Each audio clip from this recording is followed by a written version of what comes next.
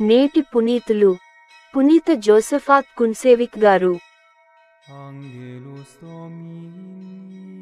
ఆయన వినయము కలవాడైనందువలన దేవుడు ఆయనను అత్యున్నత స్థానమునకు లేవనెత్తాను. మంగళవారం, నవంబర్ 12, 2024. మొదటి పఠనం పునీత చిన్నప్ప తీతుకు వ్రాసిన లేఖ 2వ అధ్యాయం 1 నుండి 8 మరియు 11 నుండి 14 వచనాలు. కాని నీవు దృఢమైన సిద్ధాంతమునకు అనుగుణముగా ఉన్నదానినే బోధింపుము.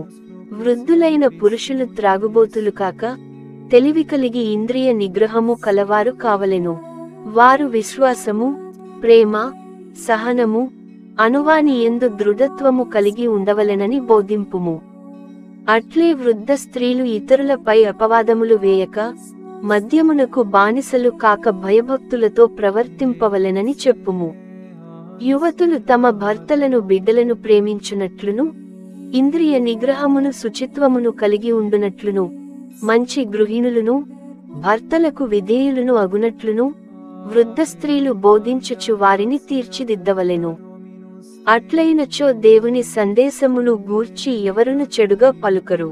అదే విధముగా యువకులు ఇంద్రియ నిగ్రహము కలవారై ఉండవలెనని ప్రోత్సహింపుము. అన్ని విషయములలోనూ నీవే వారికి మంచి పనులయందు ఆదర్శము కావలెను. నీ బోధనలయందు నీవు కపటము లేక గంభీరముగా ఉండుము. విమర్శించుటకు వీలులేని మంచి పదములనే ఉపయోగింపుము. అటులైన నిన్ను గూర్చి శత్రువులెట్టి చెడుగును చెప్పుటకు వీలు కలుగక సిగ్గుపడుదురు. మానవాళి యొక్క రక్షణకై దేవుని కృప ప్రత్యక్షమయ్యెను. శక్తిహీనతను, లౌకిక మోహములను విడనాడి ఇంద్రియ నిగ్రహము కలిగి, రుజుమార్గమున పవిత్రమైన జీవితమును గడపవలెనని మనకు ఆ కృప బోధించుచున్నది. ఇట్లు ఇహలోకమందు జీవించుచు, సర్వోన్నతుడగు మన దేవుని యొక్కయు రక్షకుడగు మన యేసుక్రీస్తు యొక్కయు మహిమ ప్రత్యక్షమగు శుభదినము కొరకు నిరీక్షణతో వేచియుండవలయునని మనకు ఆ కృష్ణ తెలుపుచున్నది.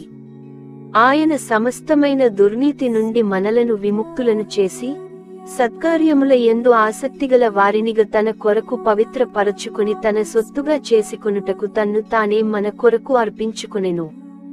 ఇది ప్రభువు వాక్కు.